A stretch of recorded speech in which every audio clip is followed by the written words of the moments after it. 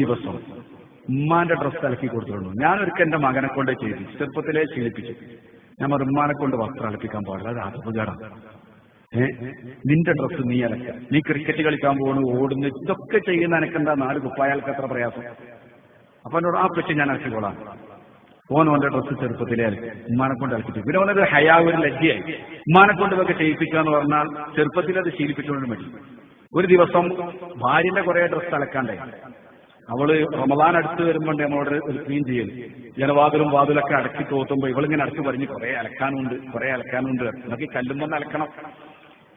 അപ്പൊ ഞാൻ മകനോട് പറഞ്ഞിടാ, ഉമ്മാക്ക് ഒരുപാട് തുടക്കാനും തോർത്താനുണ്ട്, ഒരു കാര്യം ചെയ്യാം, ഈ ഡ്രസ്സ് നമുക്ക് എന്താ കൂടി അലക്കുക, അലക്കട പണി നമുക്ക് ചെയ്യാം, അമ്മ തുടക്കട്ടെയാണ്. ഇതിപ്പം പറഞ്ഞാൽ വേണ്ടപ്പ കൂടണ്ട, ഞാൻ അലക്കി കൊള്ളാറ്. ഓൻ കൊണ്ടേ അലക്കി ഭാര്യന്റെ ഡ്രസ്സെല്ലാം അലക്കിയിട്ട് എല്ലാം അലക്കി. അങ്ങനെ ഭാര്യ തുടക്കലും തേക്കലെല്ലാം കഴിഞ്ഞ് വന്ന് പിന്നെ പറഞ്ഞു, ഇനി കുറെ അലക്കാണ്ട്, വേഗം ഭക്ഷണം കഴിച്ചിട്ട് അലക്കൽ തുടങ്ങട്ടെ. ഞാൻ പറഞ്ഞ അലക്കലൊക്കെ കഴിഞ്ഞു, നിങ്ങൾക്ക് എന്ത് പറഞ്ഞാലും തമാശ, എത്ര പാട് അലക്കാണ്ടിരിക്കുന്നു. ഞാൻ പറഞ്ഞതാ, ഒക്കെ നിന്റെ മകൻ അലക്കിത്തിരിക്കുന്നു. അപ്പൊ ഇവള് കരയാ, സങ്കടം കൊണ്ട് പറയുമ്പോ ഈ മകനെ പോറ്റാൻ വേണ്ടി ഉമ്മ എത്ര കഷ്ടപ്പെട്ടു. ഉമ്മാന്റെ ഡ്രസ്സ് ഒരു വട്ടം അലക്കിയപ്പോ ഉമ്മാക്ക് സഹിക്കുന്നില്ല. ഓള് കണ്ണിൽ വെള്ളം നിറച്ചു. എന്റെ കുട്ടി തന്നെ അലക്കിയോ? ഓനാ മൂത്ത കുട്ടി, മറ്റേ ചെറിയ പെൺകുട്ടികളല്ല. അപ്പൊ കരഞ്ഞപ്പോ മോനെ വിളിച്ചാണ്, ഉമ്മ എന്തിനാ കരഞ്ഞാറെന്ന് ചോദിച്ചു. എന്തേ? ഞാൻ പറഞ്ഞു, ഒരു വട്ടം നീ ഉമ്മാന്റെ ഡ്രസ്സ് അലക്കിയപ്പോ ഉമ്മാക്ക് സങ്കടം, എന്റെ കുട്ടീന്റെ ഡ്രസ്സ് അലക്കിയല്ലോ, അതിന് ഉമ്മ കണ്ണീരൊഴിക്കുക. എടാ, ഈ സ്നേഹത്തിന് പകരം കൊടുക്കാൻ എന്താ ഉള്ളത്? ഈ സ്നേഹത്തിന് പകരം കൊടുക്കാൻ നിങ്ങളെ കയ്യിൽ എന്തുണ്ട്? ഒരുപാട് കാലം നിന്റെ ഡ്രസ്സ് അലക്കി നിന്നെ പോറ്റി നിനക്ക് വേണ്ടി ഒരുപാട് കഷ്ടപ്പെട്ട ഉമ്മ, ഒരു പ്രാവശ്യം നീ ഉമ്മാന്റെ ഡ്രസ്സൊന്ന് അലക്കിയപ്പോ ഉമ്മാന്റെ മനസ്സ് കണ്ടു. ഈ ഉമ്മാന്റെ മനസ്സ് ഒരു കാലത്തും വേദനിപ്പിക്കരുത്. ഇപ്പൊ ഉമ്മാന്റെ കണ്ണീര് നീ ഒരു വട്ടം ഡ്രസ്സ് അലക്കിയത് കൊണ്ട് അവരുടെ പ്രചോദനം. പിന്നെ അലക്കാൻ പോകുമ്പോ ഏതെങ്കിലുമൊക്കെ ഉമ്മാന്റെ ഉണ്ടെങ്കിലും അവനെ അലക്കിയത്, അതൊരു ഹിദ്മത്താണ്. സത്യത്തിൽ ഉമ്മാന്റെ കാലിന്റെ ചൂട്ടിൽ ആ സ്വർഗം എന്ന് പറഞ്ഞാല് അത്രയും വലിയ ദർജയിലാണ് ഉമ്മാനെ ഇരുത്തേണ്ടത്, അല്ലേ? അല്ലാതെ ഉമ്മ നമ്മളെ ഡ്രസ്സ് അലക്കണ്ടാണ്. ഹബീബ് പറഞ്ഞു, അവസാന കാലഘട്ടം വരുമ്പോ അടിമയോട് പെരുമാറുന്നത് പോലെ പെരുമാറും. അൻതലിദൽ അമതു റബ്ബതഹ, അടിമ സ്ത്രീ യജമാനത്തിയെ പ്രസവിക്കും. ആൺകുട്ടികളാവട്ടെ സ്ഥിതി ഇങ്ങനെ. പെൺകുട്ടികളാണെങ്കിലോ, ചിലർ പറയും പെൺകുട്ടികളായാലും ഒരു സഹായത്തിന് ആളുണ്ടാവും. +2 വരെ ഒരു പണിയെടുക്കും. വീട്ടിലാകെണ്ടാകുന്ന പണി എന്താ? നിലം തുടക്കല്, വസ്ത്രം അലക്കല്, പാത്രം കഴുകല്. ഈ 3-4 പണി പെൺകുട്ടികളോട് പറഞ്ഞായിട്ട് തിരിഞ്ഞു നോക്കില്ല. മുറ്റടിച്ചു തരാൻ പറഞ്ഞാൽ പറയും, ഉമ്മ എനിക്കൊരുപാട് എഴുതാണ്ട് അറിയും, അപ്പൊ ഒരു എഴുത്തിട്ട് വരില്ല. പാത്രം കഴുകാൻ പറഞ്ഞ പോലെ എനിക്ക് പാട് എഴുതാണ്ട് ഒരുപാട് വായിക്കാണ്ട്. അങ്ങനെ നടന്ന് സ്കൂളിൽ പോകാൻ നേരത്ത് ബാത്റൂമിൽ കയറി ഡ്രസ്സെല്ലാം ആ ഡോർമലോട് അയച്ചിട്ട് ഓള് കുളിച്ചിട്ട് ഉമ്മാനോട്, ഉമ്മ സമയം ഒരു പാടായിമ്മ, ഇനി അലക്കാൻ സമയമല്ല, പ്ലീസ് ഉമ്മ അലക്കണേ. ഓള് പോയി. ഈ പ്ലീസ് ഏത് വരെ ഉണ്ടാവും? 12ാം ക്ലാസ് വരെ ഉണ്ടാവും. 18 വയസ്സായ പിന്നെ കെട്ടിച്ചാൽ നമ്മൾ കരുതി, ഓ റാഹത്തായി. എന്ത് റാഹത്ത്? ഞോളെ ഹിദ്മത്തും ചെയ്യണം, പുതിയാപ്പളുടെ ഹിദ്മത്തും ചെയ്യണം. ഭക്ഷണമൊക്കെ റെഡിയാക്കി വെച്ച്, മോളെ പുതിയാപ്പളുടെയും കുട്ടിങ് വാ എന്ന് പറയുമ്പോ ഓന്റെ കയ്യും പിടിച്ചിങ്ങനെ വരും, തിന്നും, എണീറ്റു. ആ പാത്രം വരെ ചിലപ്പോൾ ഇട്ട കഴിയുന്നു. പിന്നെ ഓളെ കടമയൊക്കെ പുതിയാപ്പൾ നോക്കണം. എന്നാലും ഉമ്മാക്ക് സങ്കടമല്ല, ഉമ്മ സന്തോഷത്തോടെ അത് സ്വീകരിക്കാം. ഇതൊന്നും നിങ്ങൾ വയസ്സാവുമ്പോ മറക്കരുത്. സന്തോഷത്തോടുകൂടെ ഉമ്മ ഏറ്റെടുത്തു. ഉപ്പ അതിന് കൂട്ടു നിൽക്കുകയാണ്. ഒരു പ്രശ്നം ഉപ്പാക്കൂല്ല, ഉമ്മാക്കൂല്ല. മക്കളെ കാര്യത്തിൽ റാഹത്താണ്. ഇങ്ങനെയൊക്കെ അമ്മയും ബാപ്പയും നോക്കി. പുതിയാപ്പള ഗൾഫ് പോയി ഒരാഴ്ച കഴിഞ്ഞാൽ ഇവള് വിളിച്ചിട്ട് പറയും, എനിക്കിവിടെ നിൽക്കാൻ പറ്റുന്നില്ല, എനിക്ക് ആകെ ബോറടിക്കുന്നത്. എന്ത്? ആരെടുത്തായി ബോറടിക്കണേ? ഇമ്മാന്റെ ഇപ്പാന്റെ അടുത്ത്. എന്താ വേണ്ടത്? എനിക്ക് നിങ്ങളെ കൂടെ അങ്ങ് ദുബായിലേക്ക് വരണം, ഇൻഷാ അല്ലാഹ് ഞാൻ പെട്ടെന്ന് ശരിയാക്കി തരാം. അങ്ങനെ വിസയൊക്കെ അയച്ചു, പാസ്പോർട്ടൊക്കെ റെഡിയാക്കി. ഉമ്മാക്കും വാക്കാം ഭയങ്കര സന്തോഷം, എന്റെ കുട്ടി ദുബായി പോവാ, മോള് പോവാണ്. എന്താ ഹാപ്പിയർ നിങ്ങൾ മക്കള് ഗൾഫ് പോവാന്ന് പറഞ്ഞാൽ. ഇതാണ് മാതാപിതാക്കളെ സ്നേഹത്തിൽ ലെവലേശം കളങ്കല്ല, ലെവലേശം. അങ്ങനത്തെ മാതാപിതാക്കളെ ഈ മൂലക്കെ കിടക്കുന്നത്. കളങ്കമില്ലാത്ത ഈ മാതാപിതാക്കൾ മക്കള് ഗൾഫ് പോവാന്ന് പറയുമ്പോൾ ഭയങ്കര സന്തോഷമാണ്. യാത്രയൊക്കെ ഉസ്താദിനോട് പറയുന്നു, മോള് പോവാൻ ദുബായിക്കാ പോണെന്ന് പറയും. പോയാൽ എല്ലാ ഗൾഫാരെ പോലെ പോയതിന്റെ വിറ്റേന്നൊരു ഫോൺ ഉണ്ടാവും, ഞാൻ ഇവിടെ നിൽക്കലില്ല, അങ്ങോട്ട് തന്നെ വരികയാണ്. അത് പറയാത്തൊരു ഗൾഫാരനുണ്ടാവില്ല. നിങ്ങൾ ഓറോട്ടി മീൻകറിന്റെ ടേസ്റ്റ് ഒന്നും ഇവിടെ ശരിയാവുന്നില്ല, അത് പറച്ചിലേ ഉണ്ടാവുള്ളൂ. പിന്നെ ഫോണില്ല. പിന്നെ അവർ മറ്റൊരു ലോകത്തേക്ക് നീങ്ങി. പിന്നെ ഉപ്പാപ്പ ചോദിക്കും, അല്ല മോള് വിളിച്ചിരുന്നോ? എവിടെ വിളിക്കണം? നിങ്ങളെ വിളിച്ചിരുന്നോ? എവിടെ? വിളിയില്ല. അധികം. അപ്പൊ ഞാനൊരു രക്ഷിതാവിനെ ഇപ്പോഴത്തെ ഒരു 2 മാസം മുമ്പ് മരിച്ചു. അയാളോട് ഞാൻ ചോദിച്ചു, നിങ്ങളെ മകന് സുഖം തന്നെയല്ലേ ഗൾഫിൽ എന്ന് ചോദിച്ചു. സുഖാണയക്കും എന്നോട്, നമ്മളെ മലപ്രകാരന സുഖാണയക്കും. അപ്പൊ ആ വർത്താനത്തിലെ സുഖമല്ലല്ലോ. ഞാൻ ഒന്നും ചോദിച്ചില്ല. പിന്നെ അയാൾ ഇങ്ങോട്ട് പറഞ്ഞു, 4 കൊല്ലായി ഗൾഫ് പോലെ തുടങ്ങിയിട്ട് ഇതുവരെ എന്നൊരു വട്ടം കൂടി ഫോൺ ചെയ്ത് നോക്കിയില്ല. എന്താണ് ആ സങ്കടം എന്ന് പറയുന്നത്? 4 വർഷമായി മകൻ ഗൾഫിലാണ്, ഒന്നതരെ വിളിച്ചിട്ടില്ല. എന്താ കാരണം? ഓന്റെ പെണ്ണുങ്ങൾക്ക് ഇങ്ങനെ വിളിക്കും, വർത്താനം പറയും, ഓളോട് ചോദിക്കുന്നുണ്ടാവും എന്റെ വർത്താനം, ചെന്നതരെ ഓൻ ഫോൺ വിളിച്ചിട്ടില്ല. അപ്പൊ ആ പ്രായമുള്ള മനുഷ്യനൊരു ഫോണ് കാത്തിരിക്കുകയാണ് മകന്റെ. കാരണം മക്കൾ എപ്പോഴും ബാപ്പാക്ക് മകനാണ്. പല മക്കൾക്കും അത് മനസ്സിലാകുന്നില്ല. നിങ്ങൾ അവരെ വേദനിപ്പിക്കുമ്പോൾ അവരോട് അപമര്യാദയായിട്ട് പെരുമാറുന്നതിന്റെ ഗൗരവം നമ്മൾ അറിയുന്നില്ല. ഉമ്മാക്ക് എപ്പോഴും നിങ്ങൾ കുട്ടിയാണ്. നിങ്ങൾ വിളിക്കാതിരുന്നാൽ അവരെ മനസ്സ് നോവും, അവർക്ക് സങ്കടം ഉണ്ടാവും. വിളിച്ചില്ല. വേറൊരുത്തനെ കണ്ടൊരു ഗൾഫുകാരൻ. എത്രയായി? 5 കൊല്ലായി ഉസ്താദേ.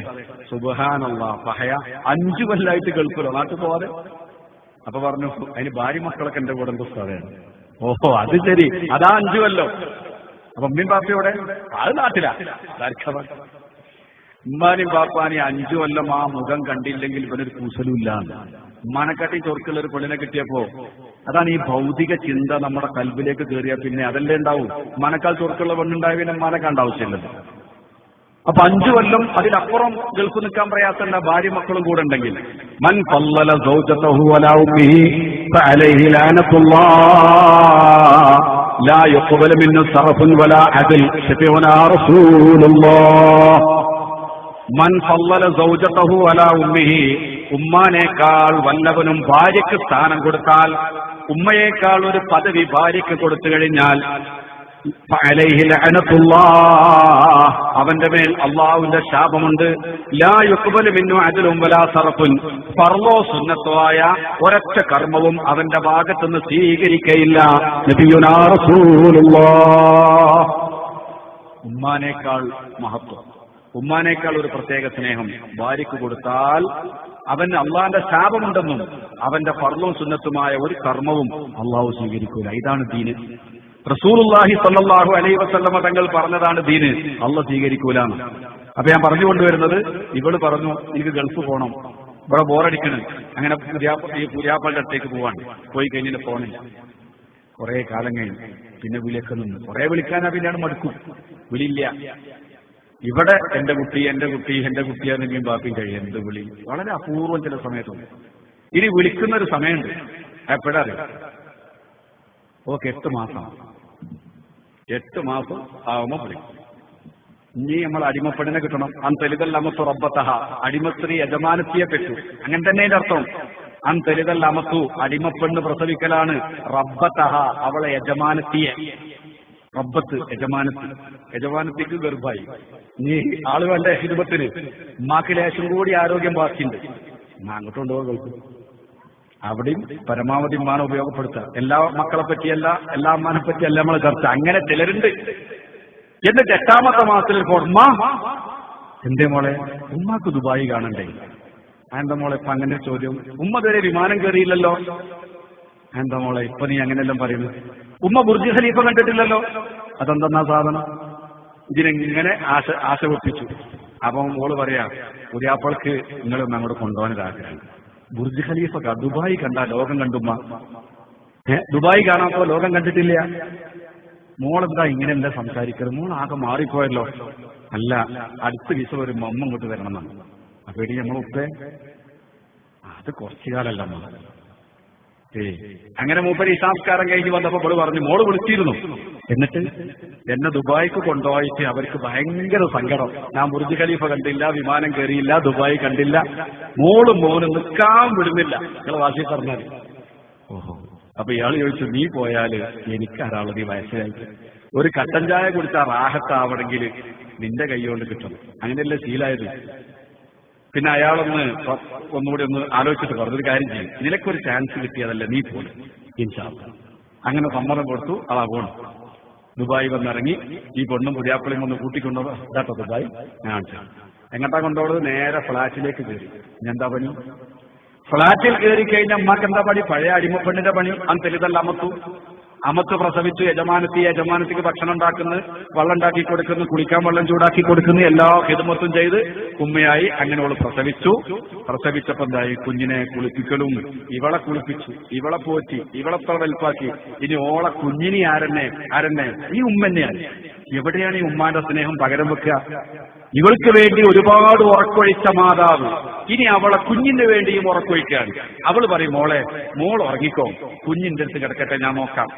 മുല കൊടുക്കേണ്ട സമയമാകുമ്പോൾ മോളെടുത്തൊന്ന് കൊണ്ടുപോയി കൊടുക്കും. ബാക്കി ഉമ്മ വെച്ചുകൊണ്ടിരുന്ന് താരാട്ട് പാടി ഉറക്കി അതിന്റെ കാഷ്ടിച്ചതും മൂത്രിച്ചൊക്കെ കഴുകി വൃത്തിയാക്കി. ഉമ്മാക്ക് ഉറക്കൂല്ല, ഊണുമില്ല. ഇവളെ നല്ലപോലെ നോക്കി എണ്ണെല്ലാം തേച്ച് കുളിപ്പിച്ചു കൊടുത്തു, നല്ല മുൻചത്തിയാക്കി. കുഞ്ഞൊക്കെ ഉഷാറായി. അൽഹംദുലില്ലാഹ് നല്ല റാഹത്തിലും എല്ലാം ചെയ്തു കൊടുത്തു. ദുബായിലും ഉമ്മാക്ക് പണിയും തന്നെയാണ്, അടിമപ്പെണ്ണെടുക്കുന്ന പണി തന്നെയാണ് അല്ലേ? എന്തിനാ കൊണ്ടുപോയത്? ബുർജ് ഖലീഫ കാണിച്ചു കൊടുക്കുക. ദുബായി കാരണം ജോലി എന്താണ്? അടിമപ്പെണ്ണ്. അന്തരിതല്ല നമുക്ക് റബ്ബത്തഹ, അടിമപ്പെണ്ണ് യജമാനത്തിക്ക് വേണ്ടതൊക്കെ ചെയ്തു കൊടുത്തു. 3 മാസമായി. തടിച്ചു കൊഴുത്ത് ആപ്പിള് പോലെയായി പെണ്ണ്. പുതിയ ആപ്പിൾക്ക് ചവിട്ടുറക്കണില്ല, ഇടക്കിടക്കൊന്ന് വരും, കുഞ്ഞിനെ കാണാൻ വരും. അപ്പോൾ ഉമ്മ പിന്നെ ഒരു കത്തുണ്ടായി. ഇഞ്ഞെന്താ ഉദ്ദേശം? ഇനി എങ്ങനെയെങ്കിലും ഉമ്മ എന്ന് പറഞ്ഞ ശല്യാണ്ട് ഒഴിവാക്കിച്ചതോ? കാരണം ഫ്ളാറ്റിൽ അത്രയ്ക്കല്ലോ സൗകര്യം ഉണ്ടാവുള്ളൂ. 3 മാസമായി കഴിഞ്ഞാൽ പിന്നെ പെണ്ണുങ്ങളുടെ ചുറുചുറുക്ക് ഏറ്റവും അതിന്റെ മൂർധന്യ ദശയിലെത്തുന്ന സമയമാണ്. പെണ്ണുങ്ങൾക്ക് പ്രസവിക്കാൻ തോന്നലെപ്പോഴാണ്? ഈ കിടത്തത്തിന്റെ സുഖാലോചിച്ചത്. പെറ്റിട്ടുണ്ട് ഒരു 3 മാസം അനങ്ങാതെ തിന്നൊരു കിടത്തം. അത് കാണുമ്പോൾ ആ പെണ്ണുങ്ങൾക്ക് വീണ്ടും പ്രസവിക്കാൻ ഒരു ആശ വരും. ഈ ഉദാഹരണം പറയുകയാണെങ്കിൽ, ഒരു പെറ്റെടുക്കുന്ന പെണ്ണിനെ കാണാൻ നിങ്ങളെ പെണ്ണുങ്ങളെ കൂട്ടി പോയി നോക്കി. നിങ്ങൾ ഓളെ കിടത്തും സുഖമെല്ലാം കണ്ടാ അവിടെ വന്നിട്ട് പറയും, അല്ല നമുക്ക് ഈ 2 മക്കൾ മതി, ഒരു കുട്ടി കൂടി വേണ്ടേ? എന്തേപ്പാ ചോദ്യം വരാൻ കാരണം? ഈ കിടത്തത്തിന്റെ സുഖം ആലോചിച്ചിട്ടാണ്. സുബ്ഹാനല്ലാഹ് അല്ലെ? പൊതുവെ അങ്ങനെയല്ലേ? അത് കാണുമ്പോൾ നമുക്ക് ആശയായി. അല്ലെങ്കിൽ ഒരിക്കൽ പ്രസവവേദന സഹിച്ച പെണ്ണുണ്ടോ പിന്നെ പ്രസവിക്കാൻ നിൽക്കുന്നു? ഈ കിടത്തത്തിന്റെ റാഹത്താണ്. അങ്ങനെ എന്ത് ചെയ്തു? 3 മാസമായി. പുതിയാപ്പളിയും സബൂർ ചെയ്യാൻ തുടങ്ങിയിട്ട് കുറച്ച് കാലായി. ഇവള് അടുങ്ങുന്ന അതിസുന്ദരിയായി. ഇനി എങ്ങനെങ്കിലും ഉമ്മാന്റെ ഈ ശല്യം ഒന്ന് ഒഴിവാക്കിക്കണം. അതിന് ഇവള് ചെയ്യുന്ന ഇക്കുമ്പത്ത് എന്താണ്? ഒരു സ്വപ്നം കാണില്ല, ഉറക്കത്ത് കാണും. പിറ്റേന്ന് രാവിലെ സുബൈക്ക് പറയും, ഉമ്മ എന്റെ മോളെ, ഞാൻ ഇന്നലെ ഉപ്പാണ് ഉറക്കത്ത് കണ്ടു. സുബ്ഹാനല്ലാഹ്, ഉപ്പാക്ക് ഒന്നുമില്ലമ്മ, ഞാൻ സ്വപ്നം കണ്ടതാണ്. അല്ല മോളെ, നല്ല സ്വപ്നം തന്നെയല്ലേ? ഉമ്മ, ഉപ്പാക്ക് ഒരു ചൂടുവെള്ളം ഉണ്ടാക്കി കൊടുക്കാൻ ആരാ അവിടെ ഉള്ളത്? ഇരിക്കുന്ന ഉപ്പാന്റെ കാര്യം ആലോചിക്കുമ്പോൾ എന്തെല്ലോ ആകും. അത് പറഞ്ഞപ്പോ ടെൻഷനായി ഉമ്മാക്ക്. അപ്പൊ പറയും, പൊന്നാര മോളെ, ഞാൻ പോയാലോ? ഞാൻ 3 മാസമായില്ല മോളെ വന്നിട്ട്. അതിപ്പോ പുയ്യാപ്പള നിങ്ങളെ വിടും തോന്നുന്നില്ല. അല്ല മോളെ, ഈ സ്വപ്നം കണ്ട കുഴപ്പമില്ല. സ്വപ്നം കണ്ടു, എന്റെ വാപ്പാന്റെ കാര്യാലോ, അതിനകത്ത് ഉമ്മാനെ വസ്വാസാക്കാൻ അതിന് സ്വപ്നം കണ്ടു. ഇതെല്ലാം പറഞ്ഞ് പുതിയാപ്പള വന്നപ്പോഴേ വിശ്രാമം ധരിപ്പിച്ചു. ഉമ്മത വീട്ടിൽ പോകാൻ തിരക്കാക്കുന്ന. അപ്പൊ പുതിയാപ്പളോട്, അല്ല മോനെ, ഞാൻ വന്നിട്ട് 3 മാസമായില്ലേ? കുട്ടിയൊക്കെ അത്യാവശ്യം റാഹത്തായി, ഓരോ സന്തോഷമായി, ഇനി ഞാൻ പൊയ്ക്കോട്ടെ. അപ്പൊ പുതിയാപ്പള പറയും, ഇത്ര പെട്ടെന്ന് പോവമ്മ, ഓന്റെ മനസ്സിലുള്ള നേരത്തെ പോയിക്കോട്ടെ എന്ന്. എന്നാലും അങ്ങനെയല്ലേ പറയാ, എല്ലാരെ പറ്റി, എല്ലാ പുതിയാപ്പളാരെ പറ്റി എല്ലാം പറയും.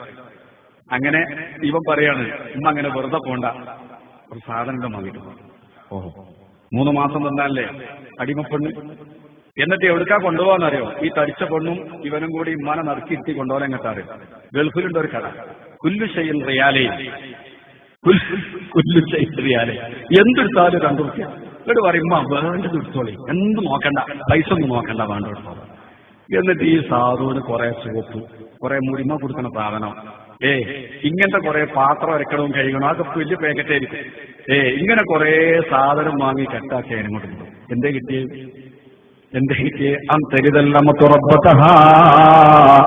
ഒരടിമ സ്ത്രീ തന്റെ യജമാനത്തിയെ പ്രസവിക്കലാണ് ഖിയാമത്ത് നാളിന്റെ അടയാളമെന്ന് ശഫീഉനാ റസൂലുള്ളാഹ്.